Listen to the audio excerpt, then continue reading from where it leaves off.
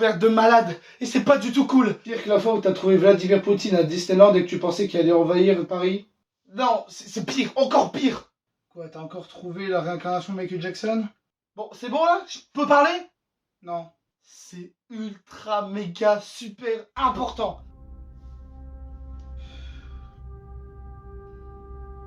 La liberté d'expression a disparu.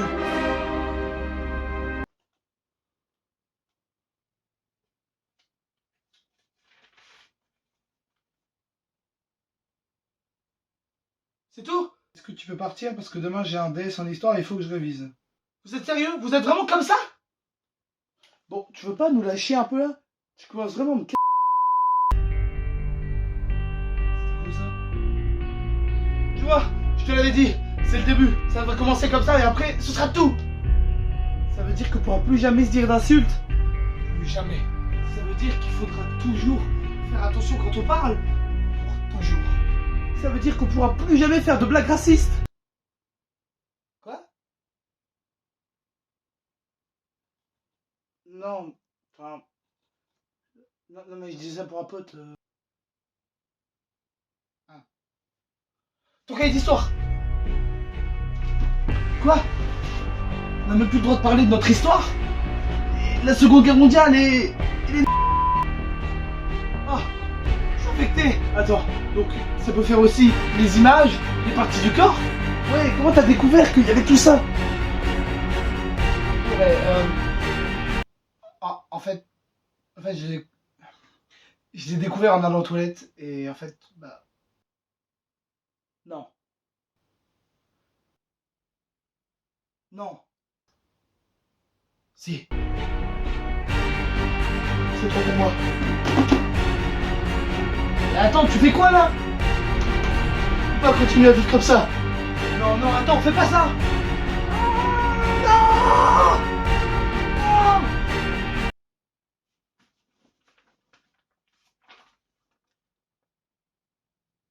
Ah merde. Ah.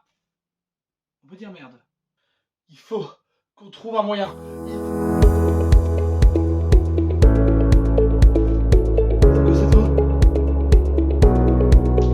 Bonjour, je suis Neil Druckmann, PDG et surtout ministre de la Culture mondiale. Beaucoup de gens pensent que se priver de la liberté d'expression est une mauvaise chose, que ça peut leur ruiner leur vie.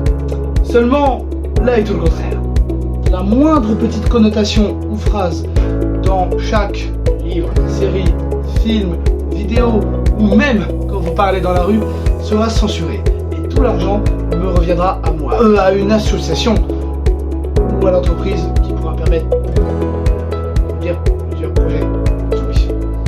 Même l'histoire, regardez, la Seconde Guerre mondiale procède d'une grande vague d'antisémitisme. La colonisation, l'esclavage possède une grande vague de racisme. Et un monde sans racisme et antisémitisme serait-il pas un monde parfait? Je suis complètement d'accord avec lui.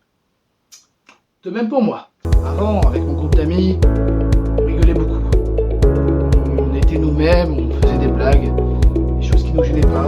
On avait aussi une chaîne YouTube, on postait des vidéos, il n'y avait pas de problème. On en vivait même de ça. Et maintenant, grâce à la privation de liberté d'expression, on rit beaucoup moins. Nos conversations sont super ennuyeuses. De plus, on n'a plus de chaîne YouTube, on a été viré. Parce que on avait utilisé la miniature de Charlie Hebdo pour illustrer nos propos. Bref, la vie est géniale.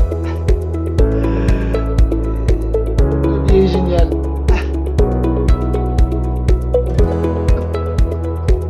Pourquoi vous hésitez encore? La privation de la liberté d'expression est le choix de vie parfait. Alors, faites-le. Non, vraiment, faites-le. Vous pensez que vous avez le choix? Ah, il y a des choses bêtes qui peuvent arriver. Ça peut arriver vite, hein. De toute façon, on peut choisir à peu près votre choix de vie. Hein. Ça peut partir très vite. Un peu... Ah merde. Pas de souci. Ce sera censuré.